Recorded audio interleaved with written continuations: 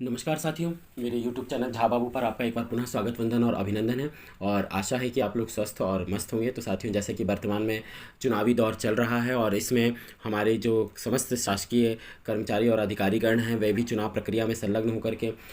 इस जो देश का महा त्योहार कहा गया है जिसे, उसमें संलग्न हैं और उसमें अपनी भागीदारी सुनिश्चित कर रहे हैं। तो इसी तारतम्य में साथियों, आज विधानसभा निर्वाचन 2023 से जुड़ी हुई एक महत्वपूर्ण सूचना और जानकारी मैं चैनल के माध्यम से लेकर उपस्थित हुआ हूं साथियों। और यह जो सूचना है साथियों, वह बहुत ही महत्वपूर्ण इसलिए है क्योंकि इसमें आपकी स्क्रीन पर मैं आगे आप लोगों को जो पीपीटी प्रदर्शित करूंगा उसमें बहुत ही महत्वपूर्ण जानकारी रहेगी आप लोगों के लिए। और यह महत्वपूर्ण इसीलिए साथियों क्योंकि जबलपुर जिला निर्वाचन कार्यालय द्वारा एक बहुत ही महत्वपूर्ण बुकलेट का प्रकाशन किया गया है जिसमें आप लोगों के लिए एक महत्वपूर्ण ही दिशा निर्देश जो है वो संक्षेपिका या ब्रीफ नोट के रूप में प्रकाशित किए गए हैं। तो चूंकि हो सकता है बहुत से साथी लोगों के पास यह बुकलेट या ये जो संक्षेपिका उपलब्ध नहीं हो पाएगी, इसलिए आप लोगों के सूचनार्थ और आप लोगों के यह अवलोकनार्थ यह जो पुस्तिका है उसकी पीडीएफ तैयार की जा करके आप लोगों को चैनल के माध्यम से उपलब्ध करा रहा हूँ साथियों। आशा है कि इसके माध्यम से ये जो संक्षेपिका जारी की गई है वह आप लोगों के लिए बहुउपयोगी सिद्ध होगी और इसमें बहुत ही महत्वपूर्ण जानकारियों का समावेश किया गया है साथियों। और बहुत ही कम पृष्ठों में यह जो जानकारी है साथियों समाहित की गई है। तो आप लोग इसका अध्ययन डीपली करें साथियों, ताकि आप लोग इस संक्षेपिका में दिए गए महत्वपूर्ण जो बिंदु हैं उनका अवलोकन करें, अध्ययन करें और उसका लाभ अपने मतदान के दौरान करें साथियों। जैसा कि आप देख पा रहे हैं कि मतदान दलों के लिए महत्वपूर्ण दिशा निर्देश से संबंधित यह संक्षेपिका पर आप लोगों से एक रिक्वेस्ट है कि यदि आप मेरे चैनल पर पहली बार विजिट कर रहे हैं या मेरे इस वीडियो को देख रहे हैं तो प्लीज़ चैनल को लाइक, कमेंट, सब्सक्राइब करें। साथ ही यह जो संक्षेपिका से संबंधित वीडियो है साथियों, इसे अपने साथियों के साथ भी शेयर करें ताकि वह भी इसका लाभ प्राप्त कर सके। और साथ ही इस संक्षेपिका से संबंध में जो पीडीएफ की लिंक है वह डिस्क्रिप्शन बॉक्स में आप लोगों के लिए उपलब्ध रहेगी। वहां से आप इस वीडियो के जो लिंक है वहां से आप इसकी पीडीएफ डाउनलोड करें, अपने मोबाइल में सुरक्षित रखें ताकि जहां भी आपको इसकी आवश्यकता महसूस होती है आप इस पीडीएफ को देखें और इसका लाभ प्राप्त करें। साथियों, हो सकता है कि कुछ एकाध ऐसे बिंदु होंगे जिनके संबंध में निर्वाचन आयोग द्वारा हो सकता है संक्षेपिका प्रकाशन के पश्चात उसमें परिवर्तन या संशोधन किया गया हो, तो आप उन बिंदुओं को भी नोट कर लें। परंतु यह जो संक्षेपिका वह बहुत ही सावधानी के साथ तैयार की गई है, अतः इसका सूक्ष्मता और बारीकी के साथ अवलोकन करें। तो साथियों, जैसे कि आप आपकी स्क्रीन पर देख पा रहे हैं कि इसमें सबसे इंडेक्स के रूप में तैयार किया गया है कि कौन से पृष्ठ पर किस प्रक्रिया या गतिविधि से संबंधित जानकारी है, जिसमें मुख्य रूप से मतदान दिवस से एक दिन पूर्व की जाने वाली कार्रवाई, मतदान दिवस अर्थात मॉक पोल प्रारंभ होने से पूर्व, मतदान दिवस मॉक पोल का आयोजन, मतदान दिवस मॉक पोल में मतांकन के उपरांत सीआरसीटी की कार्रवाई, मतदान दिवस सीआरसीटी के उपरांत वीवीपैट व सीयू को वास्तविक मतदान हेतु सील करना, मतदान दिवस मॉक पोल सर्टिफिकेट 2 प्रतियों में तैयार करना, वास्तविक मतदान वीयू वीवीपैट सीयू को जोड़ना, अर्थात हम किस प्रकार से मशीन के तीनों अवयवों या तीनों जो एलिमेंट है उसके तो हम इक्विपमेंट को आपस में कैसे जोड़ेंगे, वास्तविक मतदान प्रारंभ करना तथा मतदान समाप्ति के उपरांत की जाने वाली कार्यवाही। तो साथियों, आप लोग आपकी स्क्रीन पर देख पा रहे होंगे कि सबसे पहले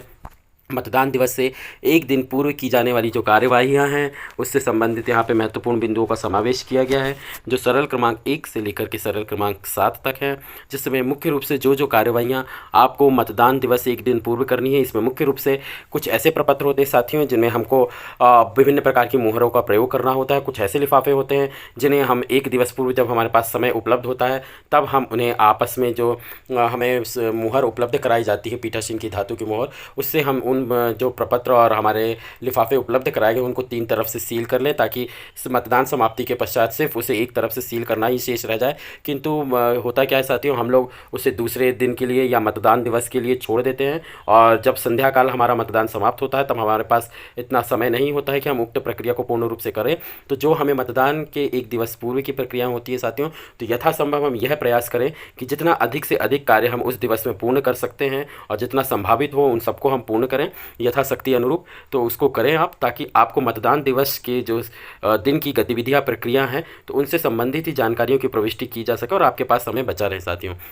इसी प्रकार साथियों, जो द्वितीय पृष्ठ पर आपको प्रदर्शित हो रहा है जिसमें मतदान दिवस पर मॉक पोल प्रारंभ होने से पूर्व कौन कौन सी कार्यवाहियाँ करनी हैं, तो उससे संबंधित यहाँ पे जानकारियों का प्रदर्शन आपके विभिन्न बिंदुओं में किया गया है। आपको कब प्रारंभ करना है मॉक पोल, कैसे करना है, इस संबंध में भी जानकारी यहाँ पर दी गई है और मॉक पोल के लिए क्या समय निर्धारित किया गया है। इसी प्रकार साथियों ईवीएम वीवीपैट में जो कुछ त्रुटियाँ कभी टेक्निकल प्रदर्शित होने लगती है तो उनके कोड यहाँ पर उपलब्ध कराए गए हैं तीसरे पृष्ठ पर कि किस प्रकार से उनमें कौन कौन सी त्रुटियाँ परिलक्षित हो सकती हैं, उन त्रुटियों को हम अपने स्तर पर किस प्रकार से उसमें सुधार कर सकते हैं, तो यह उससे संबंधित है। इसी प्रकार साथियों चौथे पृष्ठ पर जिसके बिंदु क्रमांक 3 के अनुसार मतदान दिवस पर मॉक पोल का आयोजन हमें किस प्रकार से करना है, किस प्रकार से उसके प्रमाण पत्र का संधारण करना है और उसमें कौन कौन सी कार्यवाहियाँ की जाएंगी उससे संबंधित जानकारी है। इसी प्रकार साथियों अगले पृष्ठ पर बिंदु क्रमांक 4 के अनुसार मतदान दिवस पर मॉक पोल में मतांकन के उपरांत CRCT की कार्यवाही, अर्थात C का मतलब है क्लोज, फिर R का मतलब है रिजल्ट, C का मतलब क्लियर,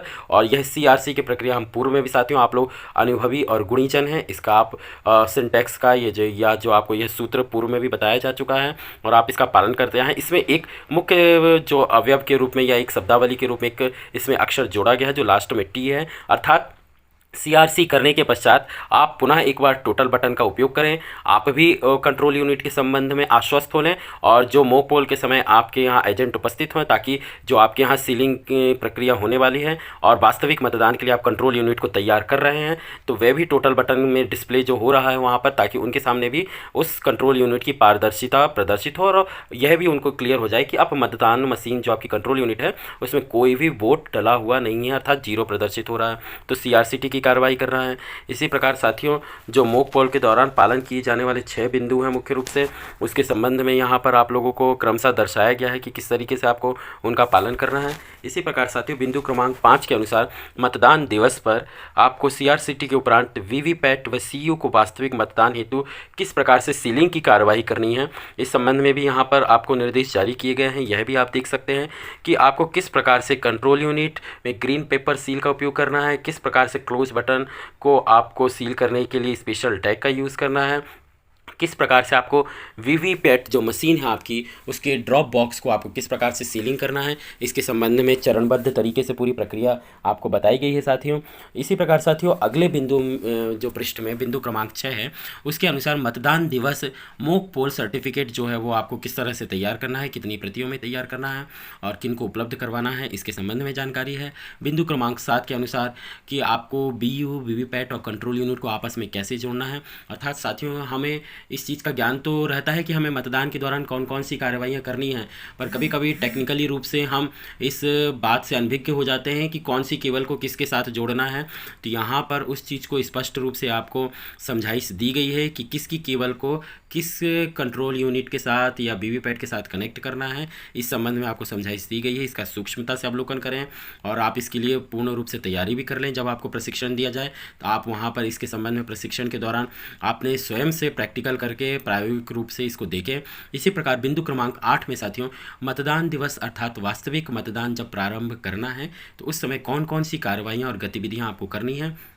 उससे संबंधित जानकारियाँ हैं साथियों। इसका भी आप अध्ययन कर लेंगे ताकि आप लोगों को कहीं कोई दिक्कत या मशक्क़त करने की आवश्यकता महसूस ना हो। और साथियों यहाँ पर एक बहुत ही सूक्ति के रूप में जो है बहुत ही अच्छे से समझाइश दी गई है कि आपको कौन कौन सी कार्रवाइयाँ करनी है और कब करनी है। जैसे 4 पहर के 4 काम कराएं मतदान कमाए नाम, रात के समय P1 मतदान अधिकारी क्रमांक जो 1 होते हैं तो मतदान के एक दिन पूर्व की तैयारी, सुबह मॉक पोल या दिखावटी मतदान, दोपहर वास्तविक मतदान और शाम अर्थात मतदान की समाप्ति के समय एवं बाद की तैयारी। इसी प्रकार साथियों बिंदु क्रमांक 9 के अनुसार मतदान दिवस मतदान समाप्ति के उपरांत की जाने वाली कार्रवाइयाँ हैं उसका भी उल्लेख यहाँ पे बिंदु क्रमांक 1 से बिंदु क्रमांक 10 तक किया गया है। और अंत में यह बहुत ही महत्वपूर्ण जो स्लोगन है साथियों वह जबलपुर जिला निर्वाचन कार्यालय से जो यह संक्षेपिका जारी की गई है उसमें उल्लेख किया गया है कि सुन लो PO भैया, मॉक पोल के बाद CRCT करना है, वीवीपैट से दिखावटी पर्ची भी निकालना है, वास्तविक मतदान समाप्ति पर क्लोज बटन दबाना है, हंसी खुशी घर जाना है। इसी प्रकार साथियों बहुत ही अच्छा लोगो भी प्रदर्शित किया गया है जबलपुर निर्वाचन कार्यालय द्वारा। और जो हमारा 17C अर्थात पीठासीन की डायरी ना छोड़ें कोई स्थान खाली, जो हमारा 17C अभिलिखित मतों का लेखा होता है और पीठासीन की डायरी होती है उसमें हम कोई भी प्रविष्टि जो है उसको खाली ना छोड़ें, खाली है तो निरंक भरें या जो भरने योग्य प्रविष्टियाँ हैं उनको आवश्यक रूप से भरें। तो 17C पीठासीन डायरी में ना छोड़े कोई स्थान खाली, वरना घर जाकर भी समस्या है होने वाली। तो साथियों, यह बहुत ही महत्वपूर्ण जानकारी थी। और अंतिम में आप देख पा रहे हैं कि हमारे पास जो भी मतदाता आएंगे उनको वैसे बीएलओ और अन्य संबंधित अधिकारियों द्वारा समझाइश दी गई है कि आप अधिक से अधिक ईपिक या जो वोटर कार्ड होता है हमारा साथियों, वोटर आईडी जो होती है उसका प्रयोग करें। परंतु हो सकता है मतदान दिवस के दिन हमें वोटर आईडी कहीं मिल नहीं पा रही है, कहीं ऐसे स्थान पर रखी या हमसे गुम हो गई है, तो उसके अतिरिक्त भी निर्वाचन आयोग द्वारा